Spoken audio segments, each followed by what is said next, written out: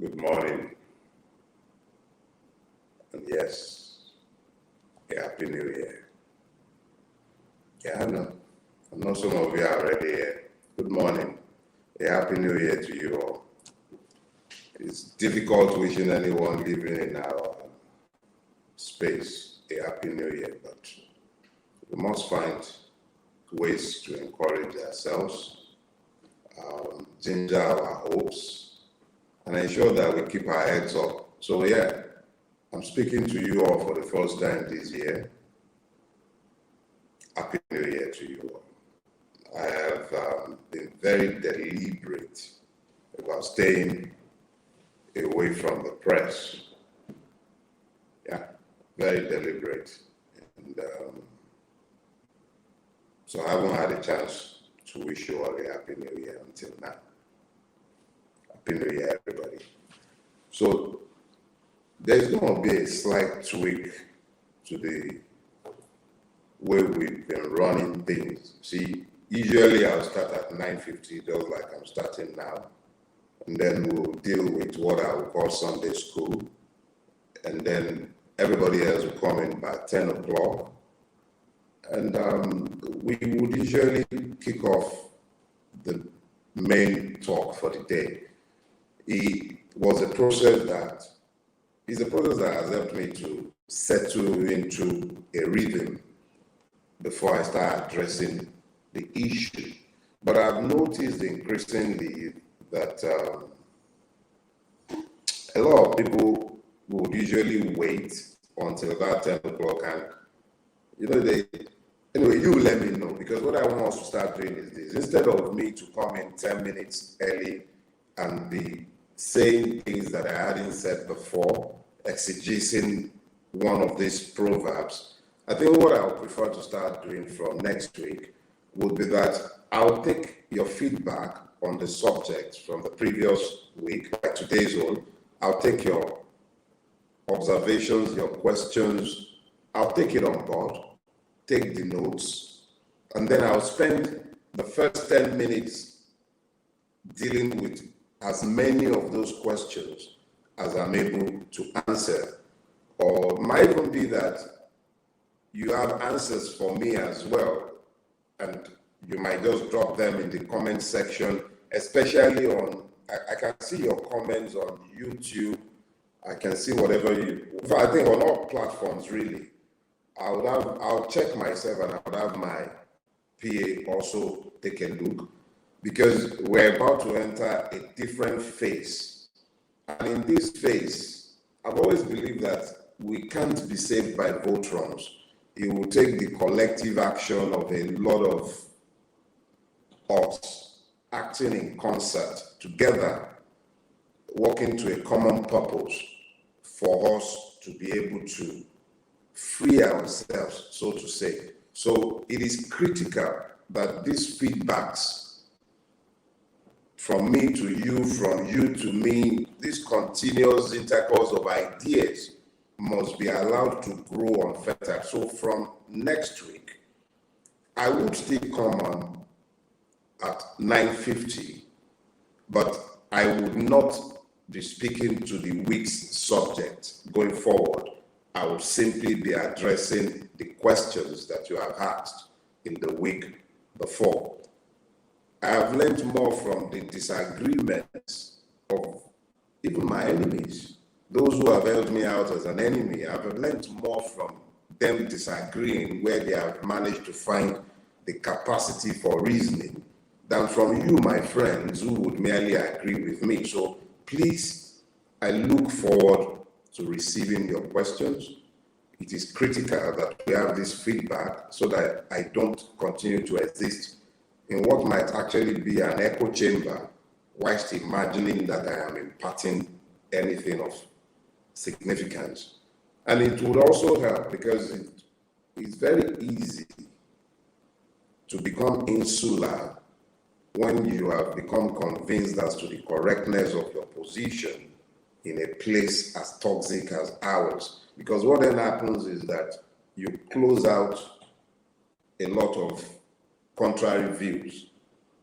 And I have fallen victim of this danger of the one-sided narrative on one too many occasions not to realize that a cross-fertilization of ideas, even arguments, can only help to deepen the truth if we're in search of the truth.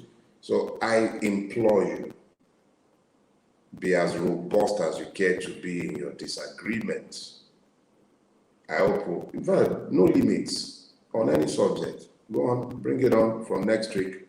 We'll take a look at it together. So since I have already made sure that I really can't speak much to the proverb until 10 o'clock, when everybody else, I would presume, should be with us, let's look at a few things. I haven't spoken much, so I haven't said anything about that beautiful thief called Beta. But the question is this: what's unique about Beta? Beta is just a metaphor. Beta is your local government chairman, is your councillor. Beta is each and every one of the other ones that are sat in the executive, thief being the emphasis, chamber. So let's be clear about something. When they toss these things at us for discussion, be careful not to allow yourself to be distracted, because that is what it is. So somebody was catching somebody for transferring, I think, 40-something billion. Yeah, 40-something billion of our national wealth or poverty into our own coffers. And then, because the same person who was screeching about one man or one other woman had been doing pretty much the same thing, at least, okay, I guess ours was under 4 billion, so it didn't matter. It was just a fraction of what somebody in the parastatal took.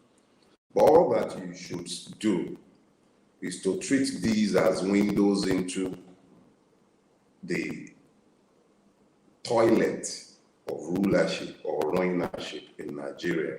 They're just opening windows for you to see what is going on behind the veil of civility, of His Excellency, His Honorable, your worship, justice. Name the title.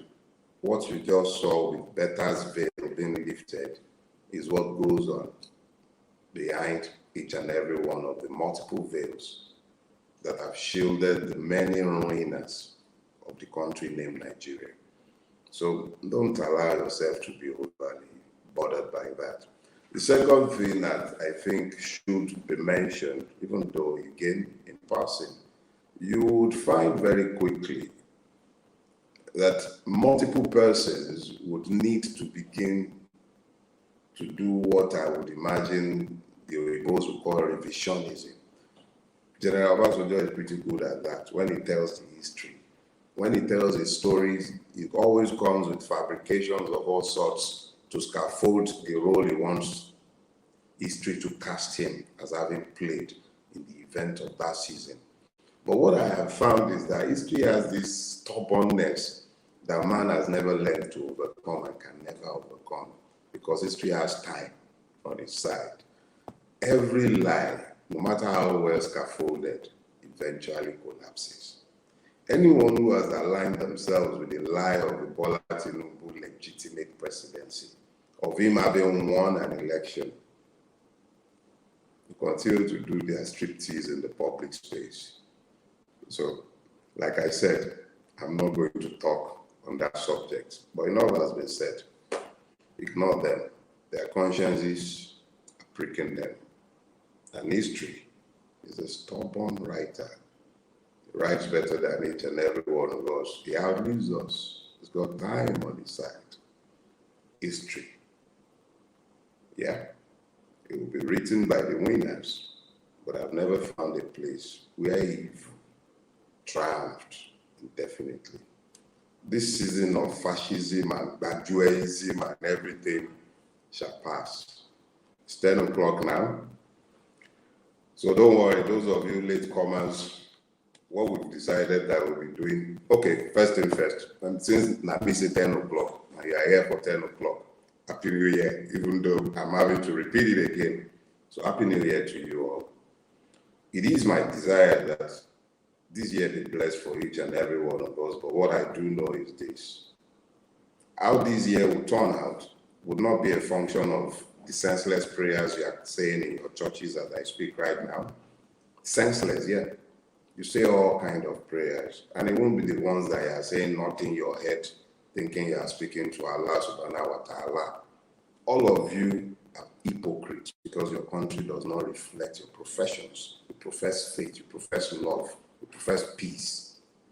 Those who profess peace and love do not go doing what is being done all over Nigeria. Because everywhere, kidnappings here and there, hatred being sown dynamically by those who should be leading the people towards redemption. So it's a difficult one to go about the business of wishing that people who appears bent on self-destruction or willfully ignoring the fact of their existence. So we'll start this morning with that proverb, the one that says that ẹni tó sùn òun là ń jí, ẹnìkan kì í bá wọn jí àpérọ̀rọ̀. This translates as, you may strive, exert yourself, seeking to awaken the man that is asleep, the slumberer, even the somnambulist. You might awaken them, but it's a complete waste of time looking to awaken the man who is pretending to be asleep. Nigerians are pretending to be asleep, and we have done this for way too long. We see the truth, but we ignore the truth, and we persuade ourselves, self-delusionally, that the lies that we have seen and that we have told would back something good. I have been deliberately quiet this year, at least since a few months now. I've been deliberately quiet because it was necessary to let those who fostered this evil on us to have the time, perhaps, to reflect on just exactly what they have done to the collective in pursuit of their selfish, narrow interests. Yeah, very selfish, very narrow, exceedingly myopic interests. You pray for peace, but you institute the reign of terror. You mollycoddle terror. You pray for peace. You even profess it, but the life of another human being is discounted on account of differences. I could preach to you from now till tomorrow about all the lofty things that we should all be pursuing. I've been preaching that since long before the gray hairs began to show up on my head, on my beard, everywhere I look, gray hairs. Been speaking, but we will speak, and in speaking, we're speaking to those who have willfully elected not to hear. So yeah, the Yorubas were 110% correct. It is those who are asleep that might be awakened. It is impossible to awaken those who pretend to sleep. We were in this Lagos together in March, when the street of Lagos was overtaken with Oro. Yeah, Oro. Because an ethnic group and anyone who appears to resemble that ethnic group, that nationality, or anyone that you have tagged that is likely to vote in a particular manner becomes enemy under the guise of traditional religion. In this state, this is supposed to be the most cosmopolitan of all parts of Nigeria. And we all pretended. When I say we, speaking of the pastors, the imams, those you consider leaders of thought in society, you kept quiet. And then you bewail the evil that has overtaken our land. Ẹni tó sùn òun là ń jí. Ẹnìkan kì í bá wọn jí àpérọ̀rọ̀. Is a waste of time seeking to awaken those who merely pretend to be asleep. You guys are no longer able to afford the luxury of lying to yourselves that you are sleeping. There's no point seeking to, what am I supposed to say to you that haven't been said to you before? What haven't other people been saying long before I was even birthed? Even when my own lips were sealed, there were people who were speaking. Yele spoke, and I'm speaking of Yele because he's the one in my own generation. It's Baba Ogunlano. There are many other people. They've spoken tired. You would always find accommodation for evil when you are elected to do so. So, you are all awake, and it's time you began to take responsibilities for your actions and inactions. Burning oneself, setting oneself on fire for the blind. It's a waste of life. They would still not see. So it is up to you to wake up. That is that about that. So remember that towards the end of last year, my last discourse review, I did explain very clearly that I usually had everything I wanted to speak to you about, I would usually have had it figured out. I would have had it figured out because I would either have written it on the subject before, or I would have written out my thoughts, at least some sort of outline.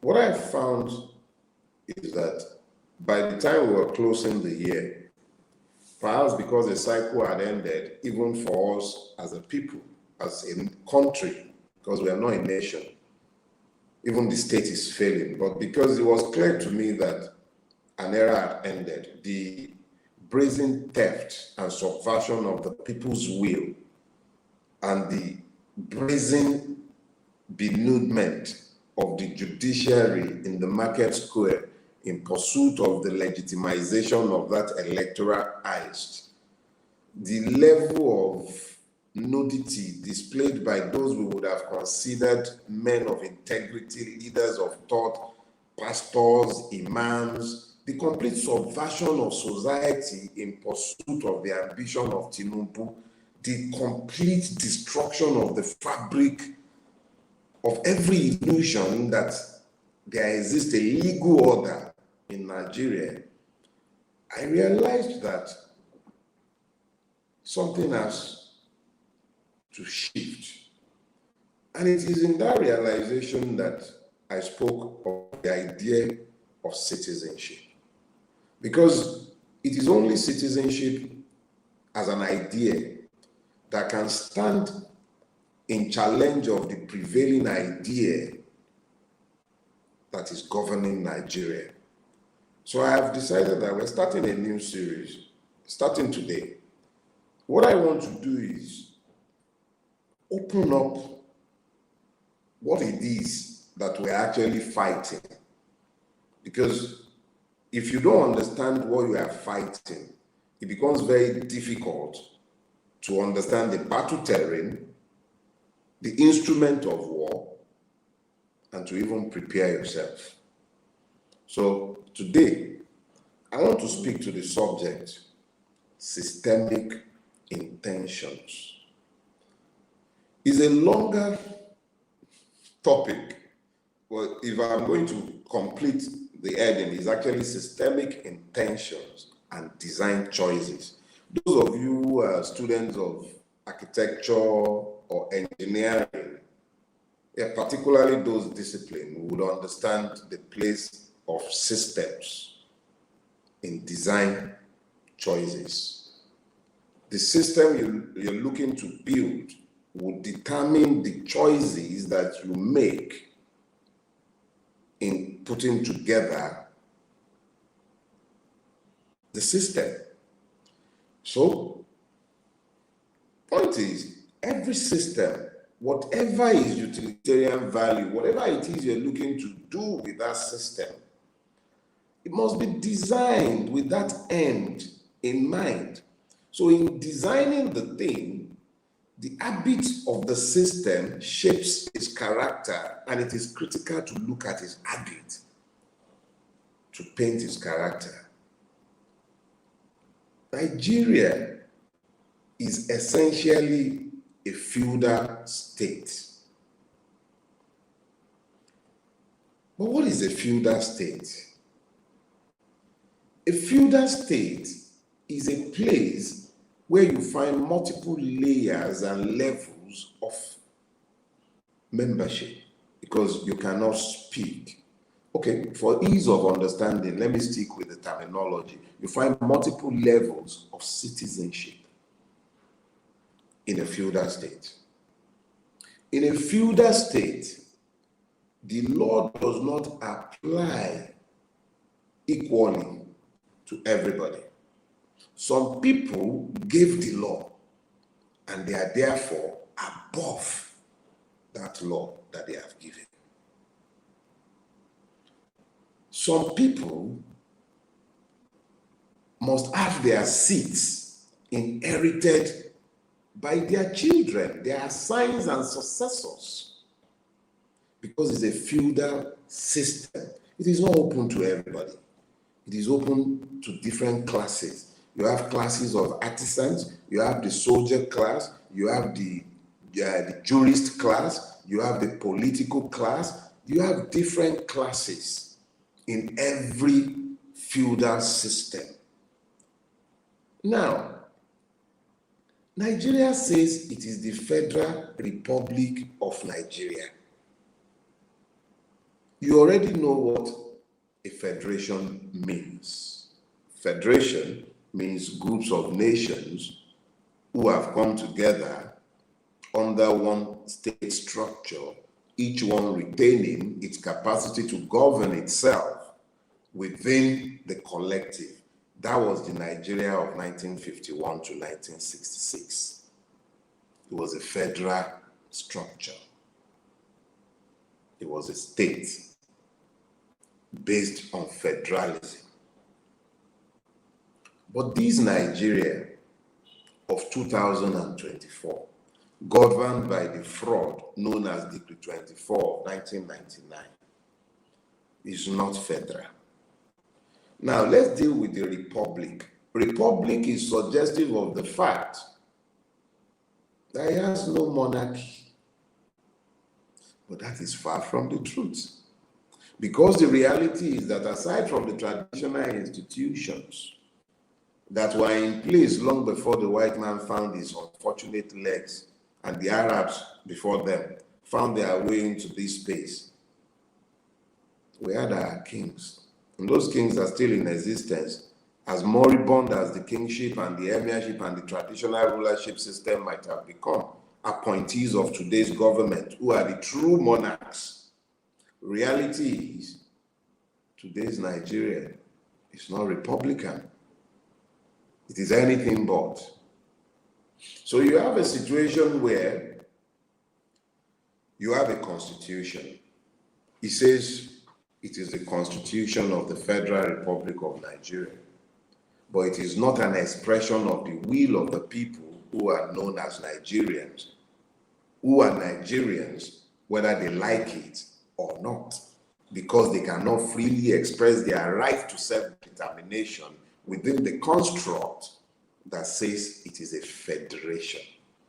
So in reality, what you find is that Nigeria is a feudal state comprising essentially, as the Supreme Court has now confirmed, of 37 states. That is the reality. And then there is a sultan at the head, and forget the one in Sokoto, I'm not speaking to his eminence. I'm talking about the sultan that is inside the rock at Asokoro. They change them periodically in a game of succession that has never been reflective of the will of the people. So, be clear, you have a feudal system. Your governors They are the emirs. E, the Jaguda. E is the Sultan. The one before him was the Sultan. The one before that one was also a Sultan. And as long as the 1999 fraud persists, whoever sits in that office would be the Sultan of Nigeria. That, unfortunately, is the reality of Nigeria. So, the entirety of the design of governance, the choices that the government makes at any point in time, is in promotion and sustenance of the feudal system that it has built. So what are these design choices?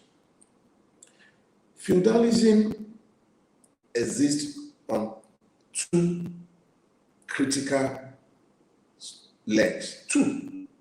The first is weaponized ignorance. Those who are the subjects of feudal states are systematically kept ignorant, because it is in their ignorance that they will find acceptance for their non-equality with fellow men who have only one head, two legs, and every other digit just like themselves. But feudalism is only a step. The serf, who is what you call the citizen, because the Nigerian is a serf, the serf is deliberately kept ignorant, because it is in his ignorance that he would accept the state of serfdom, which is little different from slavery. The serf has only as much right as his feudal lord confers on him. He does not have the protection of any state. He has the protection of his liege lord. If the liege lord elects to sleep with his wife, he must submit his wife. If the liege lord calls for war, he must submit himself to go to war to fight in his liege lord's army. He is taxed without any expectation of recompense in services of any sort. He is levied, he is labored, and he has no recompense or any recourse. Because guess who is also his judge? His liege lord or his appointees. So, for him to be able to remain supine and perpetually servile to his liege lord, he is denied knowledge systematically. In fact, books are prohibited for him. He is not allowed to go to school. How is that much different from the state of the Nigerian? Everything to ensure that education is denied to the children of the poor, even the middle class, has been done. The reality on the ground today is that you have a vast army of untrained, and I'm not talking westernized education. There are multiple layers of education that the person might be given, but none is given. You have an army of illiterates, even graduates who are illiterate, strolling around. This is by design. It's not by accident. Get this clear. These are the design choices of every feudal system. It must make sure that the serfs are kept ignorant. Part of this ignorance is found in the third leg of feudalism, and that is religion. The state controls the religious centers. They make sure, either by subversion, unfortunately in Nigeria, subversion has not proven necessary. The pastors and the imams are happy to sell their consciences and their flock. The ignorance of the flock empowers them, and they have ensured that this has been the case with the flock of God in Nigeria. Whether those be Muslims, whether those be Christians, their ignorance are assured by those who are meant to give them religious instructions, because they have learned to pervert justice and to profit off the back of those they are meant to enlighten. So you find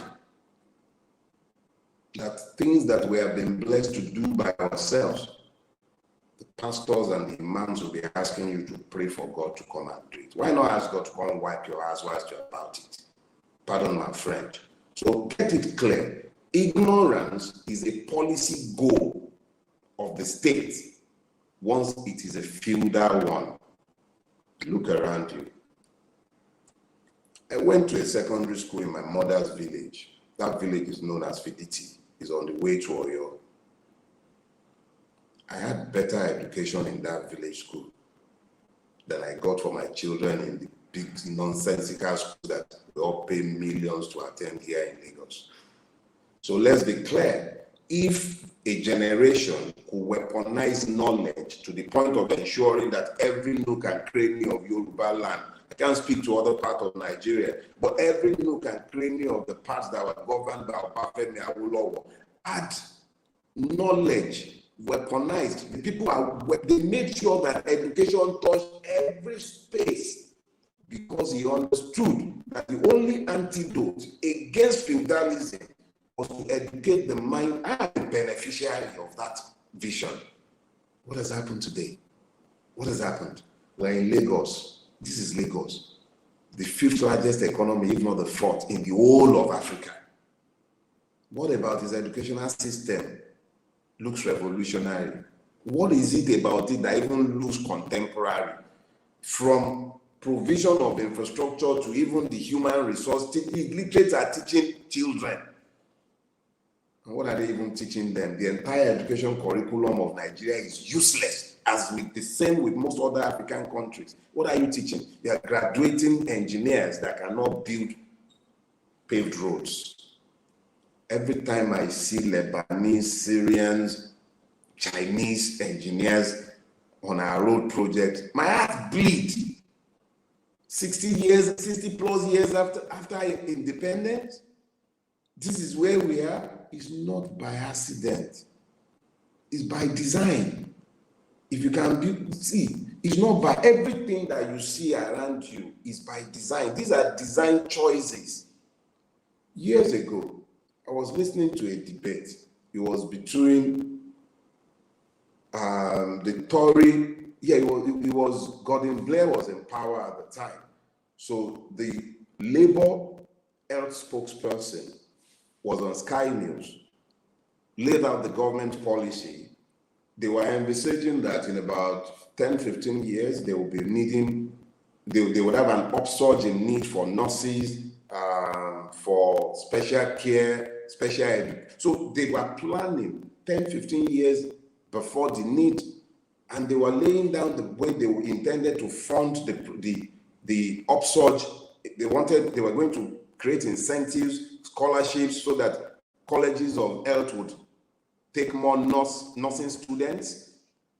They laid out the funding, and then after the Labour health minister had spoken, they brought the Tory man. The man also agreed on the policies. They had disagreement as to funding. So you had policy disagreement between politicians about how to move forward in relation to national planning and national interest. What do you find here? Nobody is planning to train anybody because they don't want that thing that you think is a problem. Whatever we think are problems are design options. The poverty of the Nigerian is designed for him. So be clear about one thing. Between the state's deliberate choice to keep the people ignorant, his religious partners make sure that their imaginations are also fettered. It is not by accident that once you capture a man's mind, you own him. That's why you see hordes rushing to music concerts, but they've been told, pray for your government. In almost 20 years, Lagos-Ibadan Expressway is being built. Redeem Camp is no longer a camp. It's a city. They didn't pray it into existence. They walked it into existence. They held men accountable for constructions. They didn't pray it into existence. They prayed, but they walked the prayer. But we pray. We're praying. Our naira will soon become parallel with the dollar. We're still praying. We should even fast. Those are systemic intentions. And those are the choices it made in order to pursue the goal. So when you have finished dealing with weaponized ignorance, you now need to look, what are the other design choices? Weaponized poverty. weaponized poverty. It is deliberate. Nigerians, wake up. The destruction of the economy is not by accident. The destruction of the economy is not by accident. It is deliberate. Let this sink into your head. It is not by accident that we have not managed to be able to generate electricity in Nigeria in 60-something years. I recently found a National Concord editorial dating back to 1983, speaking to the incompetence of NEPA with power generation. 1983. Guess how many years ago that was? 31 years ago. And we're still talking about off NEPA, up NEPA, off NEPA, up NEPA, up till now. When are we going to come to the point where we begin to just accept, acknowledge that these things are not problems to those who are pretending to solve the problem? They are design options. It is not by accident that our roads are not fixed. If they fix the road, how many more contracts can they award? It is not by accident that we've spent almost 20 years constructing Lagos-Ibadan Expressway. It is not by accident that we've been on Lekki-Epe Expressway and they've not completed that construction in like 16 years, 49-kilometer road. It is not by accident. It is not by accident that nobody has ever been held accountable for these things. It is because these are design options. What you call failure, inverse your thinking. It is failure because of where you are standing, the perspective from where you're looking at it. You expect it to get done. But those who are sat in offices over you in your country, they do not desire anything getting done. They have interpreted their own role as meaning that they must perpetually keep you underfoot.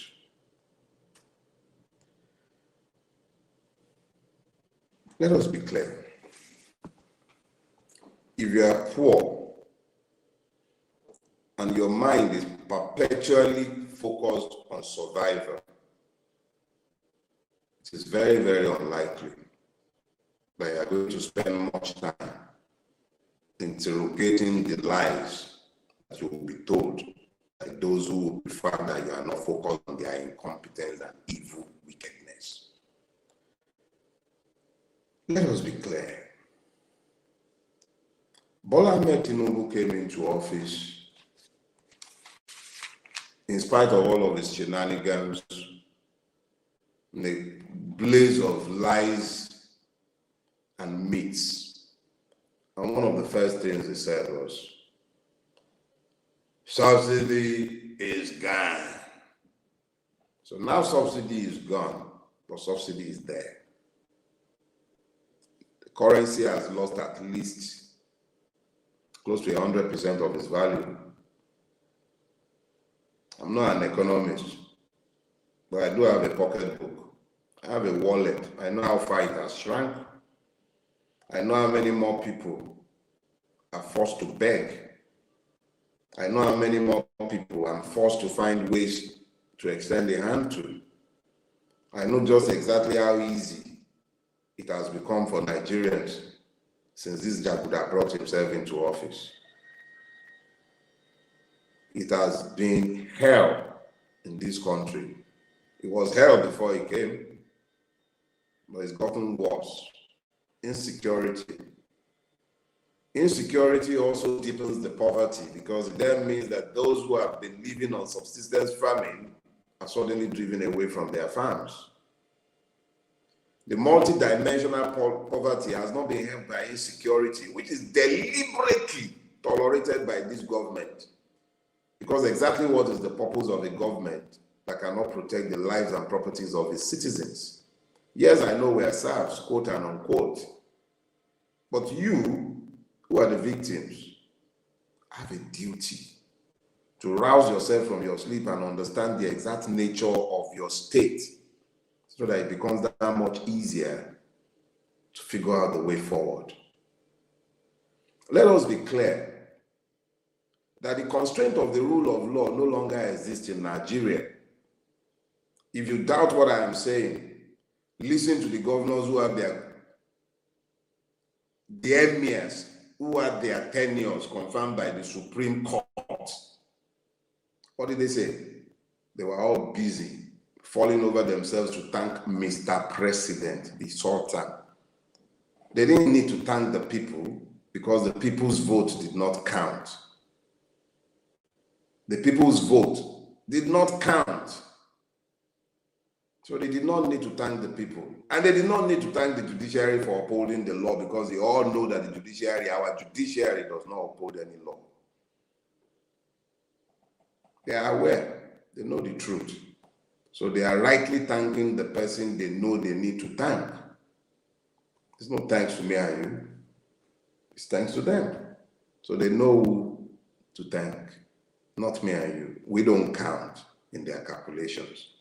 So the judiciary is lost. The constraint of the rule of law is gone. What they accuse Betta of doing, each and every one of them in that cabinet, every one of the government parastatals, they do the exact same thing. Betta is the one they have caught. My people have this funny thing that we say. It is every northerner we call Malam. But when you catch a northerner or anybody still, you say Barawu. So it is a function of the fact that this is the person that has been scapegoated in the moment because some other person who is a member of the same family was fighting back. So we are beneficiaries of the windows they have opened into the level of impunity that governs our country.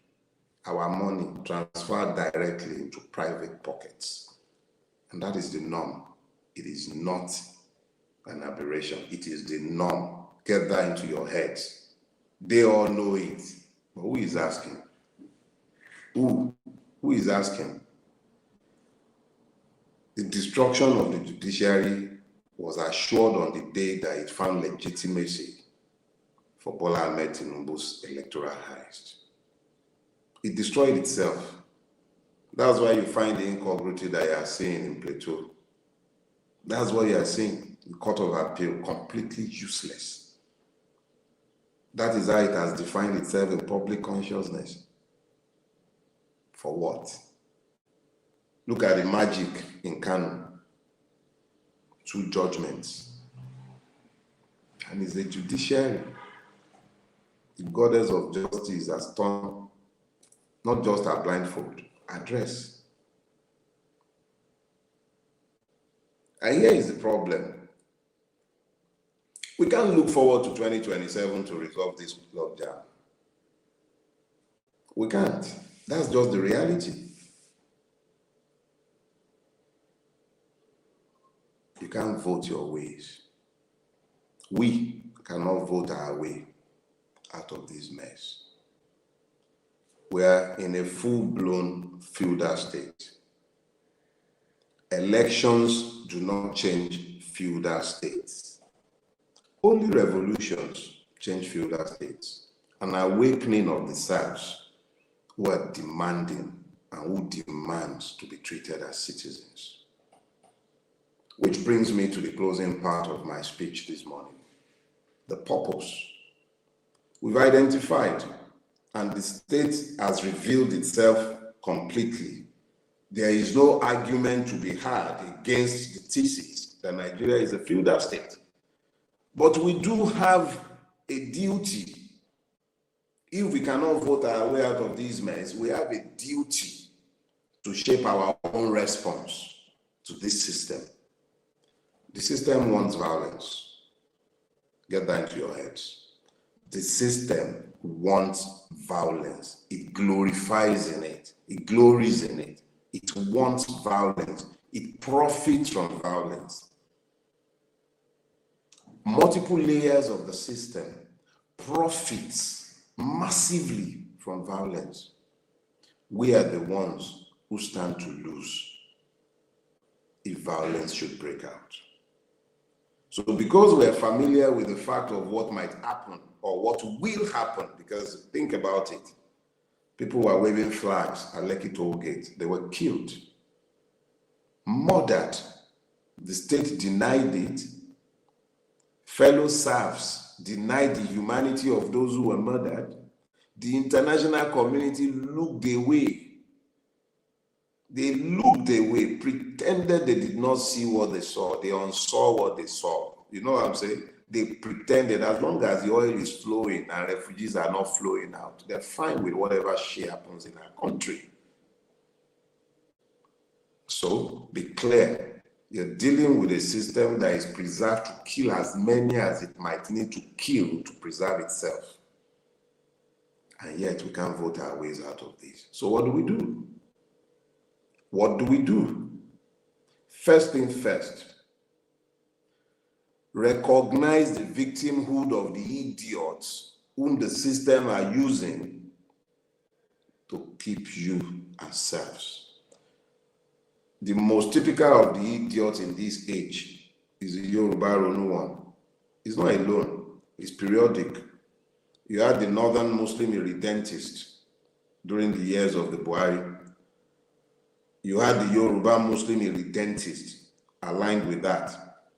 Islamist irredentists across Nigeria found common purposes in Buhari's years. In Tinubu's year, that alliance has held true, but it has had the Yoruba Ronu joined to them. So when you move to Yoruba Ronu, you find an alliance of the Yoruba Islamists and the Yoruba nationalist irredentist who is incapable of understanding the fact that his interest is not served with the alliance that he has joined. So what you're seeing today is a situation where the people themselves are splintered. The very first, the most conscious layer of the Nigerian movement, the Nigerian left, the most conscious layer was the first to be compromised after the electoral heist. Yeah. The most conscious layer were the first to be compromised. The National Publicity Secretary of a revolutionary party, the day after the electoral heist, was very quick in a fit of idiocy to put up a post. He's waiting for Dele Farotimi so that they'll go into exile together. The Tinubu win the election. The Tinubu win. And these are the people that you expect to be most alive in looking beyond parochial interest to stand behind the truth. So when you have that level of division already plaguing what should be a revolutionary movement, how do you ignite a revolution off the back of the electoral heist? That is before you start factoring in the Milokon, Jagaban, the beneficiaries of Jagaban PLC and all the rest. What do you say? So you have a situation where we have a duty to be deliberate. And I mean this. We have to be deliberate in reaching out. I know that the bulk of the people hearing me this morning are people who are in the obedient movement. And I also know that there will be a few who are people who have known me long before there was an obedient movement, or who have come to know me and understand that the message is not political. My message is not political. It's not, no. It is political. It is not partisan. This is about all of us as a collective gaining our freedom, or we will remain in this mess where a few who have promoted themselves into office as our feudal lords are preserved in that office by our own stupid divisions. So we have ideological bridges to build. We have social bridges to build. But let us be clear. Nothing short of a revolution can save us from the mess we are in. Even if we found ways to survive until 2027 and we are foolish enough to be entering an electoral cycle, we must be entering that cycle clear that the system will not give us victory on a platter. We must be ready to mobilize to the streets in the case of any electoral heist, and it doesn't wait until 2027. It begins with the election cycle for local government elections across the length and breadth of this country, which will be in the first or second quarter of this year. I recall the last time there was a pretense at local government elections in Lagos State. In some polling booths, they had less than 10 people. So polling units were completely non-existent because the people were completely disconnected. I have no guns to give to you. I'm not going to tell you to go and buy catapult. We are all going to have to figure this out together, but understand very clearly, nothing short of a revolution will save us from this mess. I am quick to decry violence. It is because the system has anticipated it, is prepared for it, and prefers it. But the system is not prepared for our unified demands for justice, for equity, for citizenship. I know it sounds utopian, but what are our alternatives? Guns? Or we fold our hands in resignation?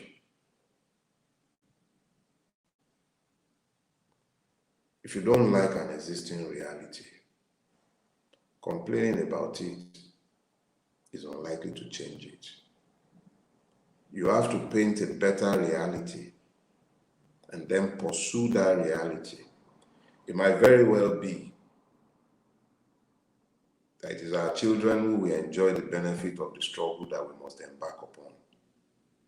But let nobody fool you into believing that we can merely vote our way out of this mess. It's not possible. We cannot vote our way out of this mess. When you leave here this morning, wherever you are, sit down and let something sink into your consciousness. The more divided we are, the more we make praise of ourselves.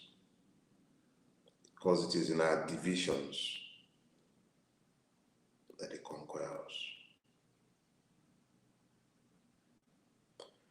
In my own private space, I will be reaching out to those from whom I've been estranged politically. I'll be seeking to find if we might find common grounds upon which to advance forward. But one thing is clear.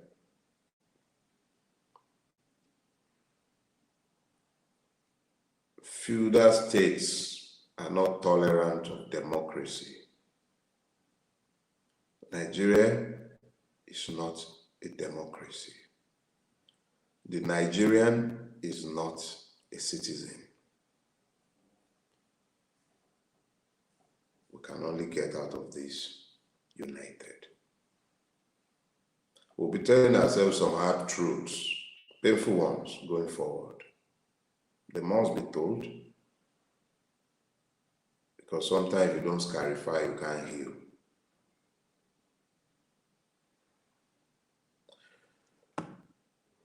It's been a blessed week, and it shall be one for each and every one of you. I guess we spent enough time today. Shall be seeing you again on Sunday.